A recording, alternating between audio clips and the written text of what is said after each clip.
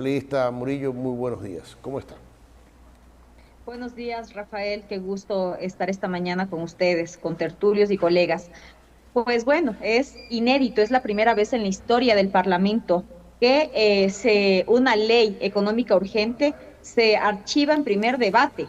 ¿Dónde está la democracia? ¿Por qué le tienen miedo al debate? ¿Por qué no esperaron? Si este era su afán de oponerse a una ley que precisamente está contra las mafias, ¿por qué no esperar a los 30 días que menciona la ley para que en su segundo debate que puedan estas No digo bancadas nada. que se aliaron poder archivar, si es que así se proponía? Es la primera vez en la historia de la Asamblea Nacional, del Congreso, que una ley económica urgente se archiva en primer debate. Es lamentable para el país porque precisamente el presidente Daniel Noboa lo que planteaba era una herramienta para poder desarmar a todos estos mercados ilegales que están compitiendo con los mercados legales, que financian la violencia y muchos delitos más. Pero la respuesta que se recibió por parte de 84 asambleístas que al parecer están junto a estos mercados ilegales o apoyan a que se sigan cometiendo estas ilegalidades,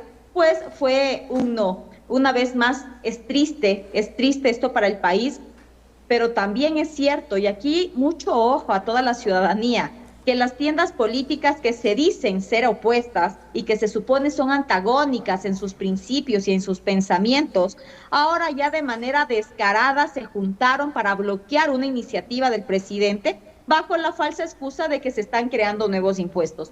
Yo he escuchado a estas Asambleísta, bancadas y a los que emocionaron diciendo esto, pero se nota que ni siquiera leyeron la ley, Rafael. asambleísta, las virtudes de la ley yo no las discuto ahorita todavía, pero en el procedimiento parlamentario sí me queda la duda, si bien usted me dice que es la primera vez que se archiva una ley de esta naturaleza, ¿cuáles son los artículos que respaldarían esto que usted dice? O sea, ¿por qué no se puede archivar una ley en el primer debate? Si simplemente los asambleístas en mayoría dicen, esta ley no la vamos a aprobar, no perdamos el tiempo, no hay los votos, no queremos que se apruebe, por lo tanto, ¿para qué esperar al segundo debate? De una vez la archivamos. ¿Hay algún artículo que disponga que no se puede hacer eso? ¿Usted sabe, Rafael, quiénes fueron los creadores de la Constitución y de estas leyes? Tenemos una Constitución garantista para la ilegalidad, para los delincuentes, más no para el ciudadano perjudicado, y pues echa la ley, echa la trampa.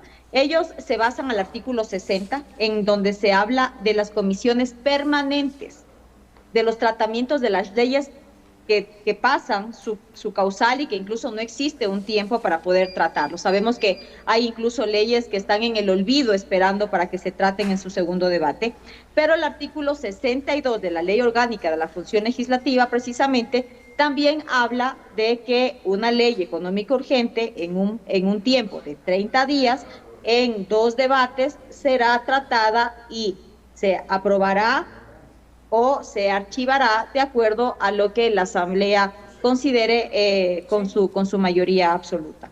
Pero Ok. lamentablemente estamos en un periodo preelectoral, sabemos quiénes están dirigiendo la Asamblea Nacional, sabemos que ya estas tiendas políticas que supuestamente se decían opuestas y que al inicio trabajaban debajo de la mesa, pero ahora ya se sacaron la máscara y lo están haciendo de frente, pues lo único que están haciendo es bloquear esta iniciativa, pensando en sus ideologías políticas, pensando en febrero del 2025 y no pensando en la ciudadanía y en este combate frontal al crimen organizado. Sí, es importante, asambleísta, decirle a los televidentes, a los amigos que nos ven, que cuando la ley dice será tratada en dos debates, es un mandato, es una obligación. No es que le dice podrá ser tratada en dos debates, será tratada en dos debates. Eso quiere decir que tenían que agotar todo el procedimiento. Pero vamos al contenido de la ley. La gente que no conoce puede pensar o podría pensar que se trata de un impuesto. Yo de lo que he leído es que se trata de a los autos o los vehículos usados de hasta $20,000 el 0.75% de impuesto, cuando actualmente ese impuesto es de 1%. De 20,000 a 50,000, 1%. Y de 50,000 para arriba, una escala que la define el SRI. Cuéntenos cuál es el propósito verdadero de esta parte de la ley. Rafael, gracias por su pregunta, muy importante, porque claro, aquí la moción del archivo fue justamente bajo esta falsa premisa de que que era una ley impuestera y que se iban a crear más impuestos a la ciudadanía. Pues nada más falso que eso, o no sé si estos asambleístas lamentablemente solamente van a calentar el puesto y a votar según lo dicen sus asesores o sus líderes de las organizaciones políticas a las que representan, porque parece que ni siquiera leyeron. Esta ley más bien bajaba el impuesto a la venta de vehículos usados hasta los vehículos que tienen un valor de $20,000, como usted bien lo dijo. Actualmente, todos quienes tenemos algún vehículo y hacemos una venta o una compra de un vehículo usado, pagamos el 1% del impuesto. Esto se bajó al 0.75%. Y los vehículos que tienen un valor de 20,000 para arriba, existía una tabla precisamente que fue propuesta por ellos. La tabla que se quedó en la Comisión de Reforma Económica, justamente existía para que, por ejemplo, si su vehículo costaba $50,000, iba a pagar el 1%. Si costaba $70,000, iba subiendo el monto del impuesto. Pero no es real lo que tratan de desinformar y decir que era una ley impuestera. Esta ley también, aparte de esto, tenía otros beneficios, como era transparentar el financiamiento de los equipos de fútbol. Y vemos que de casualidad, y que lamentablemente muchos colegas periodistas no han hablado de esto en Guayas, pero justo de casualidad, ese mismo día, el alcalde de Guayaquil le llama a uno de los asambleístas de la bancada de ADN a insultarle, a amenazarle, cuando en esta ley que estábamos tratando, que era justamente para desarmar estos mercados ilegales, también se solicitaba y se ponía que se iba a transparentar el financiamiento de los equipos de fútbol. Hay que ver la relación que tiene el alcalde de Guayaquil, ¿no? Con qué equipo. Y otro era el congelar los fondos sospechosos con autorización de un juez. Al inicio se decía que se iba a dar superpoderes a la UAFE, que no era posible que la UAFE, sin tener una orden judicial, pueda venir e ingresar a las cuentas de cualquier persona.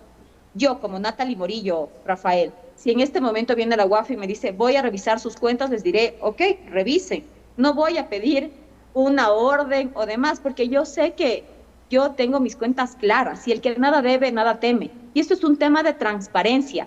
Y para toda la ciudadanía que nos está viendo y nos está escuchando en este momento, para ponerles un ejemplo más claro y que nos apasiona a todos como es el fútbol, es como, esto iba a ser, Rafael y Lucero, como un tema del antidoping. Cuando se termina un partido de fútbol, cuando se está en una competencia, a usted le escogen del equipo a dedo, a ti, venga, les voy a hacer el antidoping. Y tienen que hacerlo.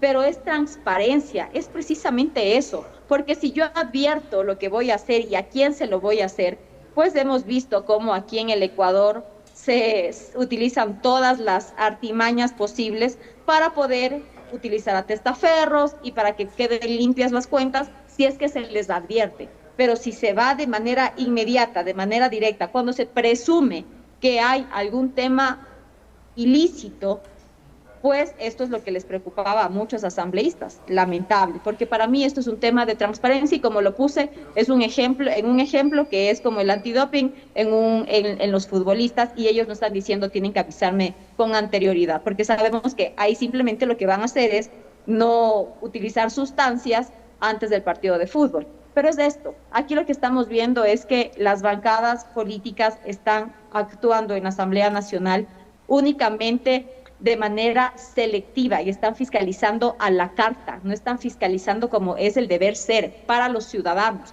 Lamentable, asambleísta, porque tenemos muchas crisis en el país que deberíamos resolverlas reformando leyes, asam- revisando, legislando. asambleísta Sí, Lucero quiere hacer una yo pregunta. tengo Sí. una pregunta bastante importante y al menos a los jóvenes nos gustaría entender este tema, ¿no? Se negó y se mandó al archivo. Yo escuché pues algunas declaraciones de asambleístas a los que se oponían a esta ley diciendo que ya después de esto no cabe ningún mecanismo. Sin embargo, el ministro de Gobierno, él dijo que existía quizás la posibilidad de que entrara por Ministerio de la Ley. Entonces, asambleísta, explíquenos un poco qué es el Ministerio de la Ley y si cabe o no cabe en esta situación para que no se entierre este proyecto y se lo pueda ejecutar, ¿no? Bueno, Lucero, por parte del gobierno se están revisando todas las vías constitucionales y jurídicas que se puedan realizar en torno a este archivo que se realizó en estos días en la Asamblea Nacional. Todavía no se tiene la vía indicada. Mal haría yo en decirle a usted esto vamos a hacer, porque todavía no se tiene clara cuál sería el paso, cuál sería la vía correcta, y para no caer justamente en lo que ellos están haciendo, que es inconstitucional. Okay. Asambleísta, le soy sincero, a mí no me gustaría que me revisen las cuentas si es que no hay una autorización de un juez. Yo no tengo nada que ocultar tampoco. Pero sí recuerdo, sí conozco que en Estados Unidos le revisan las cuentas a uno sin preguntarle, sin autorización de ningún juez, sin nada. El SRI americano, cuando quiere saber la razón de sus ingresos, le manda un correíto electrónico y le dice: usted tiene tanto en su cuenta, por favor explíquenos cómo obtuvo estos ingresos, porque sobre esto no ha pagado impuestos. Y uno tiene que explicarles, y uno se pregunta, y bueno, ¿y cómo esta gente sabe? Porque tienen autorización para hacerlo. Y esa ley se creó a partir del 9/11, ¿no? Y a partir de ese momento hay muchos organismos americanos que pueden observar las cuentas de los americanos y de los extranjeros en Estados Unidos. Pero aquí no estamos acostumbrados a eso. Aquí cuando nos dicen: vamos a ver las cuentas de los ciudadanos, uno dice: ah, caramba, ¿por qué te vas a meter en mi cuenta? Es mi plata, es mi vida privada. Es como cuando en el SRI le publican a uno los impuestos en la página web, ¿no? Y uno dice: bueno, ¿por qué publican lo que yo pago en impuestos? Eso es hasta un riesgo en un país con alta delincuencia. ¿No cree usted que la privacidad se vería afectada dándole ese poder a la UAFE, que hoy puede estar en buenas manos, pero mañana no sabemos? Sí, lamentablemente, Rafael, en el país hemos visto que está cooptado ciertas instituciones, o que hemos visto en los casos Metástasis, Purga, Plaga, por parte de la fiscal general, que ha evidenciado que hay actores políticos dentro de estos mercados ilegales que justamente compiten con la legalidad del Ecuador. Es necesario. Un clarísimo ejemplo que usted ha dado es Estados Unidos. Allá no se puede evadir. Aquí estamos mal acostumbrados a evadir. Por eso creo que en un tema de transparencia es necesario, por la situación en la que el Ecuador se encuentra. Pero a pesar de ello, Rafael, esta era la primera propuesta, y por eso le mencionaba, se cambió y quedó que se congelaban los fondos sospechosos con la autorización del juez, porque precisamente el debate debe ser enriquecido y debe ser tratado. Se cambió porque esto no estaban de acuerdo ciertos legisladores, y para que podamos tener un tema de oxígeno a la ciudadanía, pues se puso que puedan ingresar a las cuentas con una orden judicial. Pero aquí lo importante de este proyecto de ley era que justamente lo que se buscaba era prevenir, localizar y eliminar este delito de lavado de activos y la introducción del capital ilícito en la economía del mercado local y nacional del Ecuador. Como usted debe saber, Rafael, que es un hombre muy inteligente y muy leído, la ONU sacó un informe, no lo sacó el gobierno, no lo sacó nadie del Ecuador, sacó la ONU, un organismo internacional, un informe en el que señala que 10 puntos del PIB del Ecuador son parte del lavado de activos. Eso es lo que quiere combatir el presidente de la República. Justamente es debilitar a la economía criminal y mejorar la recaudación en el Ecuador. Eso es lo que necesitábamos, es lo que necesita el Ecuador, pero vemos que lamentablemente esta asamblea, que tiene una mayoría de incluso políticos que están dentro de estos grupos de delincuencia organizada, pues se oponen. Sí, incluso vale la pena recordar que en muchos casos, cuando ya la justicia ha podido ingresar a las cuentas de los delincuentes, ya no hay la plata, ya la plata desapareció. Exacto. Y así como hoy son los vehículos, antes, hace muy pocos años, fueron los bienes inmuebles, las bienes raíces. Y vemos en Quito, Guayaquil y en muchos lugares edificios que están nuevos y desocupados. Y uno pregunta de quiénes son todos estos apartamentos, estas oficinas, y son de empresas que a su vez pertenecen a otras empresas, que a su vez pertenecen a un fideicomiso, y que ese fideicomiso está en Panamá. Entonces uno nunca sabe de quiénes son esos bienes, pero ¿de dónde salió la plata para comprarlos y por qué no los usan? Ni siquiera los alquilan. Entonces, la demora en echarle el guante al dinero mal habido también es parte de la corrupción. Y para eso se necesitan leyes que lo combatan, ¿no? Creo yo.